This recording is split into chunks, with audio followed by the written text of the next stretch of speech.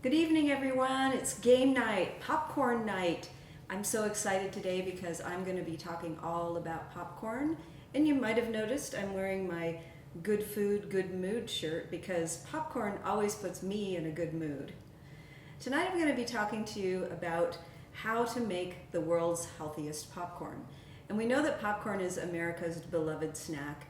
We know that it goes way back even to the Thanksgiving days at Plymouth Rock. And we're going to be talking a little bit about the history of popcorn in a second. I'm going to introduce you to some of the ingredients that we're going to be using today to make some of our favorite popcorn snacks. The first thing that we start with is organic popcorn.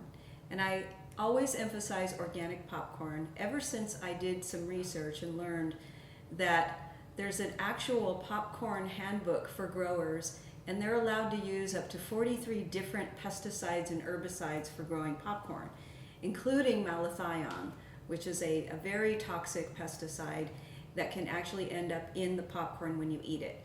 And so I always use organic popcorn to avoid the pesticide residues that could potentially be on them.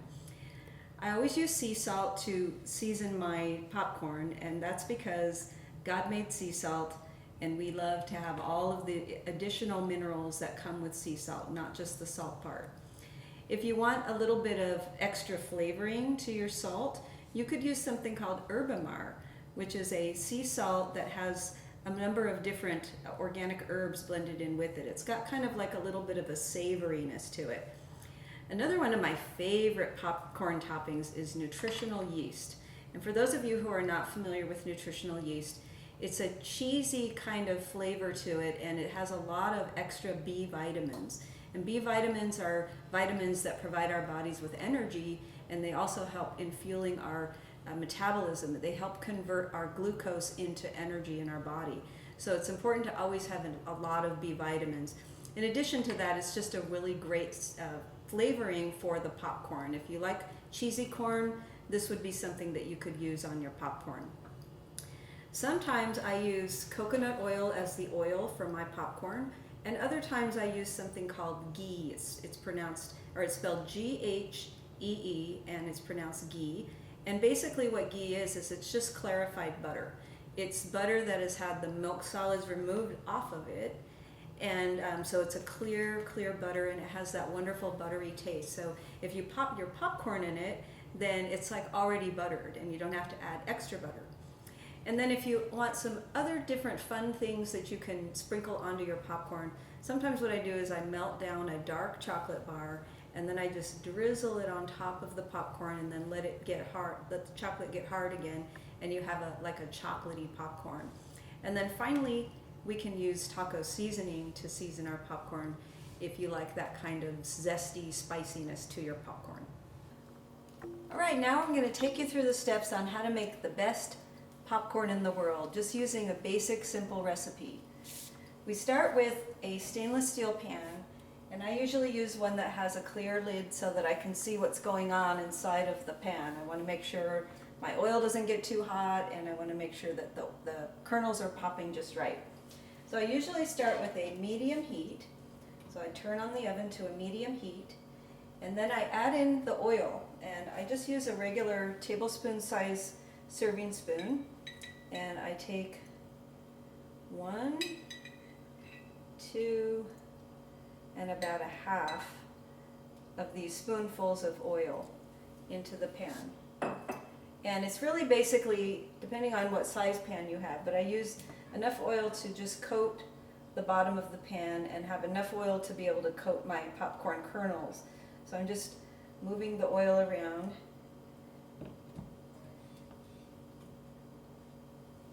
And then the next thing I do is I start with just 3 popcorn kernels in the pan.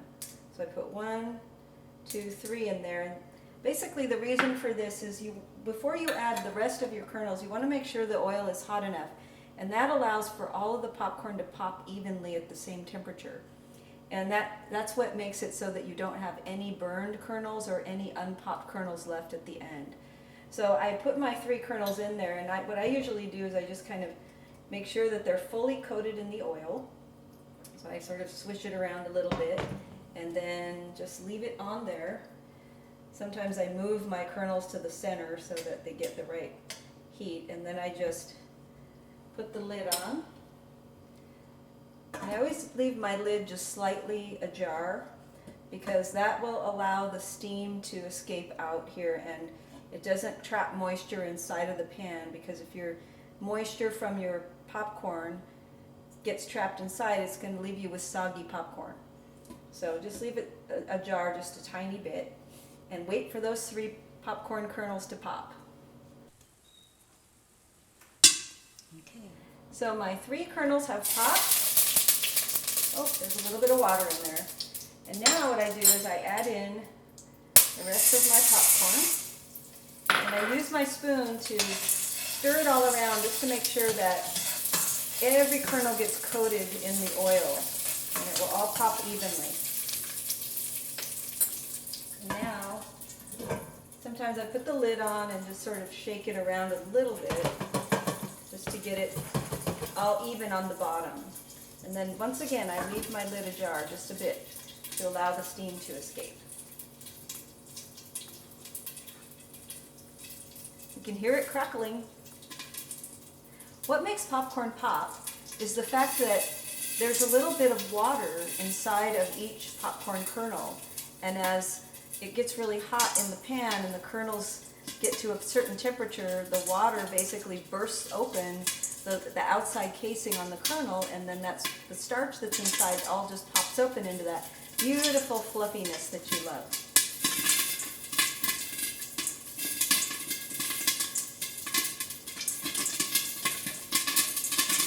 Here we go. I love to watch it pop.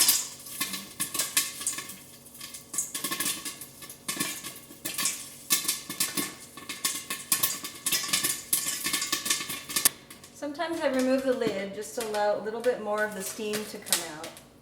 And that allows the popcorn to be drier and crispier when it's done. Don't you love that popcorn smell?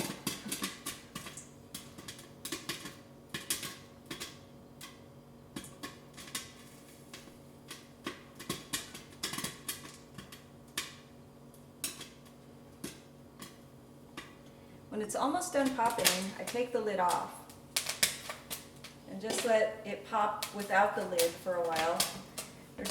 By the time it's almost full, there's no danger of it popping out and escaping out into the kitchen. And you can tell when it's done when you start to hear the popping taper off, and then there'll be just a silence after the last pop. And then as soon as it's done, I turn off my heat. I take my pan and I transfer the whole thing to the bowl.